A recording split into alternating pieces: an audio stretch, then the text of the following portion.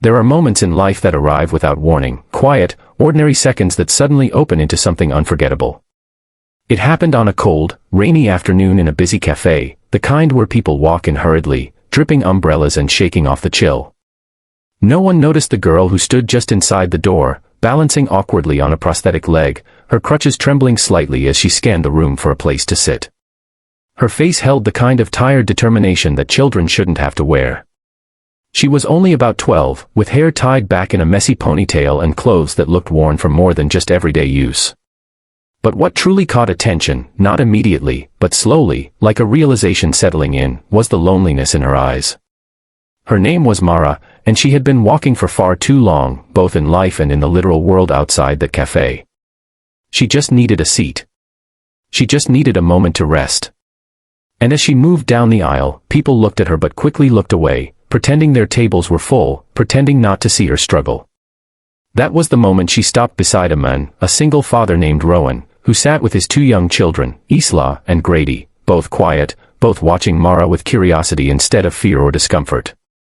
And with her voice small but steady, she asked the question that would change everything: "Can I sit here?" If you believe in kindness, second chances, and the power of small moments to change lives, please like, comment, share, and subscribe to Kindness Corner. Also, tell us in the comments, where in the world are you watching from? Rowan immediately felt something shift inside him. Life had not been gentle with him either. He had lost his wife 3 years earlier to a sudden illness, and since then he had been carrying the weight of raising 2 children alone while working long hours as a mechanic. He recognized exhaustion when he saw it, but Mara's exhaustion was different, heavier, deeper, as though she carried not just her school bag but an entire world on her shoulders. He motioned for her to sit, sliding his own chair slightly to make space. Mara hesitated, her cheeks flushed with embarrassment, but the kindness in Rowan's eyes steadied her. She lowered herself into the seat, her crutches resting beside her, and exhaled as though the simple act of sitting was a gift she hadn't expected. Rowan noticed her shoelaces were frayed, her fingers red from the cold, and the faint smell of rain clinging to her clothes. The kids watched her closely. Isla offered a shy smile, and Mara returned it with equal shyness, as if she wasn't used to being welcomed anywhere. As minutes passed, Rowan sensed a story behind her silence. Mara explained in a halting, careful way that she had been walking home from school when her prosthetic leg started hurting. Her mother worked double shifts and wasn't able to pick her up, and there was no bus she could afford to take. She had been born with a congenital condition that led to the amputation of her left leg when she was a toddler, and though she spoke of it plainly, there was a quiet ache in her voice that came from years of having to be braver than most adults.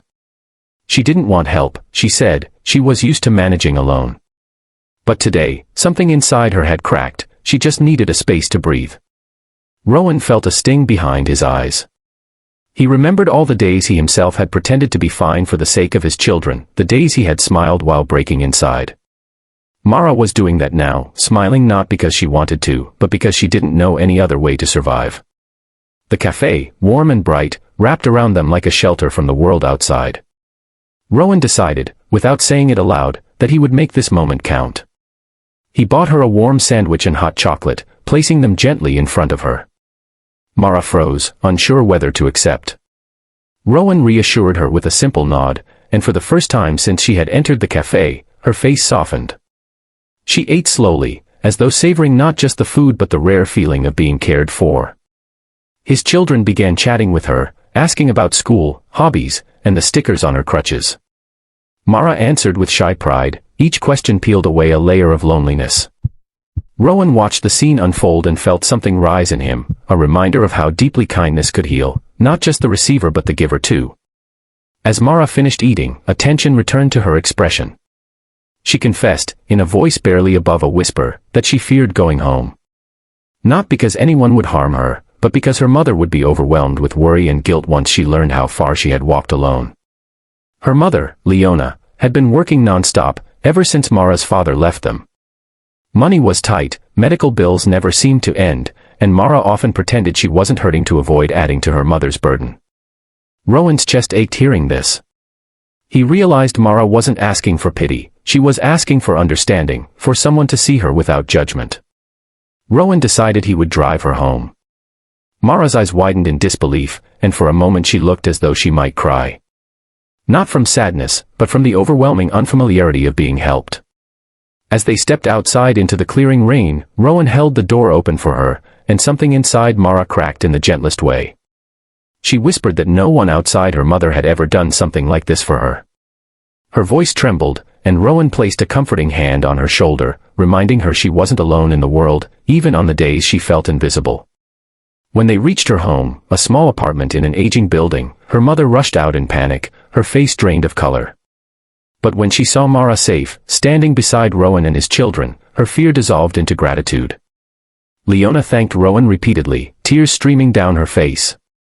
In that moment, it was clear how fiercely she loved her daughter, how hard she was fighting to give her a life with dignity.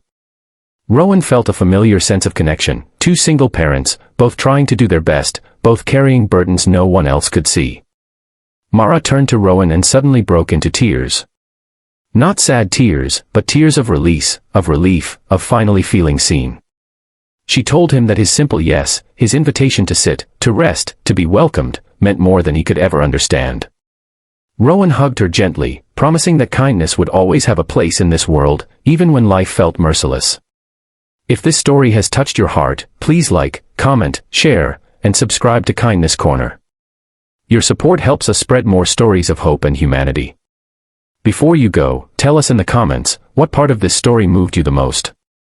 And always remember, sometimes the smallest yes can change someone's entire day, and sometimes, their entire life.